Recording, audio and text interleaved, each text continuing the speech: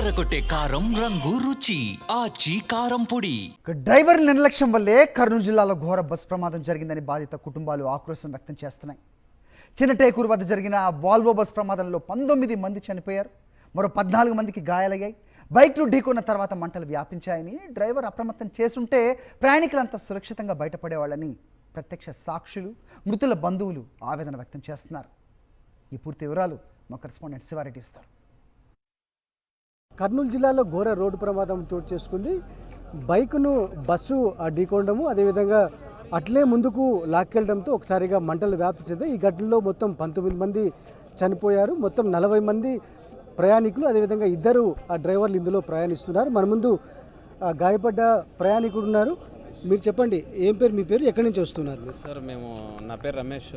మేము హైదరాబాద్ నుంచి బెంగళూరు వెళ్తున్నాం. ఎంతమంది వెళ్తున్నారు మీరు? మేము టోటల్ 8 మెంబర్స్. నైట్ 10:30కి స్టార్ట్ అయ్యాము ఎల్బీ స్టేడియం దగ్గర.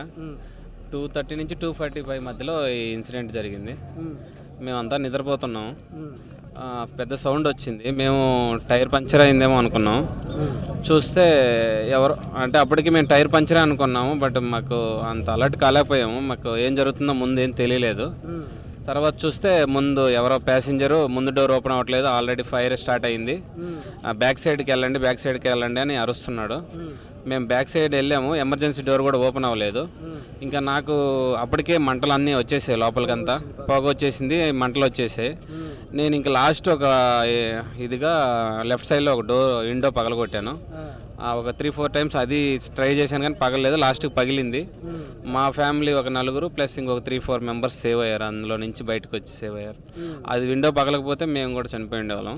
మీ ఫ్యామిలీ ఎంతమంది చనిపోయారండి? మా ఫ్యామిలీలో 4 చనిపోయారు. 2 హస్బెండ్ వైఫ్, వాళ్ళ పిల్లలు 2, 4 చనిపోయారు. ఇప్పుడు మీకు గాయపడము అంటే గ్లాసులను పగలగొట్టడం వల్ల అయిందా? పగలగొట్టడం వల్ల, అక్కడి నుంచి దూకడం వల్ల ఇక్కడంతా దెబ్బలు తగిలినాయి. అంటే అక్కడ ఇప్పుడు టైం ఉన్నది కదా, యాక్చువల్గా యాక్సిడెంట్కిను ఈ మంటలు పెద్ద ఎత్తున రావడానికి టైం ఉండేది, కానీ డ్రైవర్స్ అలర్ట్ చేసి చాలా మంది బతికేవాళ్ళనేది వస్తుంది. డ్రైవర్ అలర్ట్ చేయలేదు.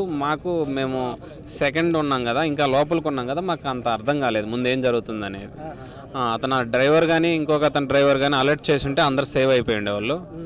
ఎవరు అలర్ట్ చేయకపోవడం వల్ల ఇంత ప్రమాదం జరిగింది. ఏమంటున్నారు ఇప్పుడు, మీరు కూడా ఉన్నారా బస్సులో?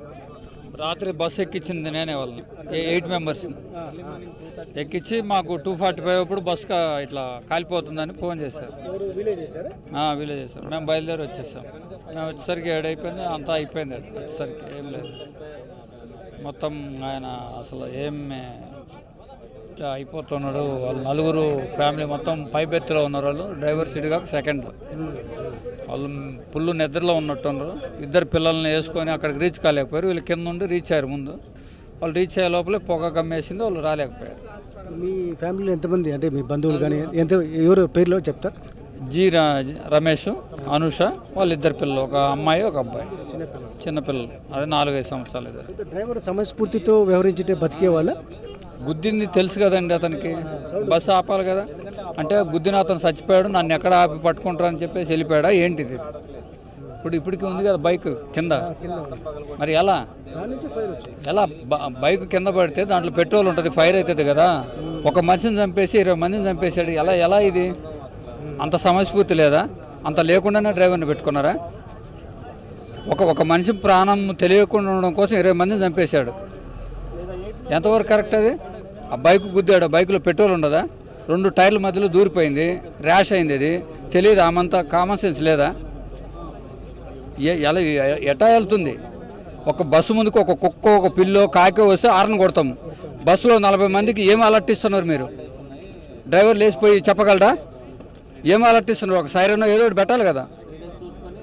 ఒక ఫ్యాక్టరీ పెడుతున్నారు సార్, ఫ్యాక్టరీ పెట్టినప్పుడు ఏదైనా జరిగినప్పుడు వాళ్ళు బటన్ నొక్కుతున్నారు కదా, మరి ఏడెందుకు బటన్ పెట్టలేరు?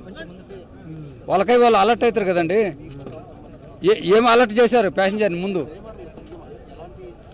నీ బస్సు ఎదురుకు వచ్చినప్పుడు హారన్ కొడుతున్నావు, వెనకాల ఉన్న 40 మందికి ఏం హారన్ కొడుతున్నావు నువ్వు అలర్ట్ చేయడానికి? ఏమి ఇస్తున్నారు?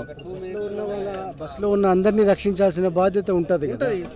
నీ ఎదురుకు వచ్చిన వాడిని ఒక ప్రాణం రక్షించడం కోసం నువ్వు హారన్ కొడుతున్నావు, మరి వెనకాల 40 మందికి నువ్వేం హారన్ కొట్టినావు? ఏం చేస్తున్నారు? నమ్మే కదా బస్సు ఎక్కింది. రోడ్డు మీద ఏది దొరికితే అది దొక్కించుకొని పోయి వెనకాల 40 మంది చంపేస్తారా? ఇదేనా మన సమాజంలో జరిగేది? ఒక్క మనిషి ఎదురుకు వస్తే హారన్ కొడితేవి 40 మందికి ఏం హారన్ కొట్టావు అది చెప్పండి నాకు ముందు. వాళ్ళు హారన్ కొడితే లేస్తారు కదండి నిద్రలో, వాళ్ళు లేచి ఎవడు దోడు అద్దాలు బాలు కొట్టుకొని ఆన దూకుతారు. కంప్లీట్గా డ్రైవర్ నిర్లక్ష్యం అయితే ఉంది. ఇది ఒక ఇన్సిడెంట్ జరిగినప్పుడు అలర్ట్ అయితే ఇంత కావడం లేదు. కంటిన్యూ జరుగుతూనే ఉన్నాయి. జరిగినప్పుడు మాత్రమే మాట్లాడుతున్నారు. తర్వాత ఉదాహరణ పోతున్నారు, మళ్ళీ ఇంకో 2 నెలలు మళ్ళీ ఇంకొక ఇన్సిడెంట్ జరుగుద్ది. కాదు 2 పిల్లలు ఎంత ముద్దుగా 3 రోజులు హాయిగా తిరిగారు శుభ్రంగా. వద్దురా బాబు పోదురు అంటుంటే రాత్రి దేనికి వచ్చారండి? ఇది పండగకు వచ్చారా? దీపావళి మా ఇంటికే వచ్చారు వాళ్ళు. 3 days మాతోటే ఉన్నారు.